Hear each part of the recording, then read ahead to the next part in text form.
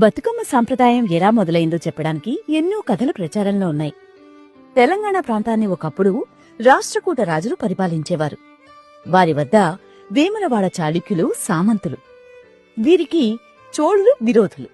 ప్రస్తుత తెలంగాణ ప్రాంతాన్ని తైలపాడు అనే చాళుక్యుడు పరిపాలించి మరణించాక అతని కుమారుడైన సత్యాశ్రాయుడు రాజపీఠాన్ని అధిష్ఠించిన రోజుల్లో ప్రస్తుత కరీంనగర్ జిల్లా వేములవాడలో ప్రసిద్ధి చెందిన రాజరాజేశ్వర ఆలయంలో ఉన్న రాజరాజేశ్వరి తల్లి ఆపదల్లో ఉండేవారికి అండగా ఉండేదని అప్పటి ప్రజలు నమ్మేవారు. ప్రజలే కాదు, చాళుక్యుల విరోధి రాజైన పరాంతక సుందర చోళుడు కూడా రాష్ట్రకూటుల నుంచి ఆపద తలెత్తినప్పుడు రాజరాజేశ్వరికి భక్తుడిగా మారిపోయాడు.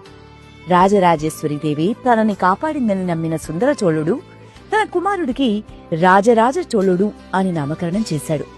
ఇతనే పొన్నియిన్ సెల్వన్ అని ఒక సినిమా కూడా ఈ మధ్య వచ్చిందని మీకు తెలుసనుకోండి. అయితే రాజరాజ చోళుడు కుమారుడైన రాజేంద్ర చోళుడు చాళుక్యుల రాజైన సత్యాశ్రాయుడిపై జరిపిన యుద్ధానికి సేనాధిపతిగా వ్యవహరించి విజయం సాధించాడు.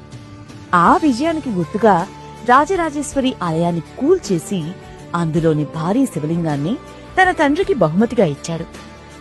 తన కొడుకు ఇచ్చిన శివలింగం కోసం క్రీస్తు శకం 1006లో బృహదీశ్వరాలయం నిర్మించి 1010లో నిర్మాణం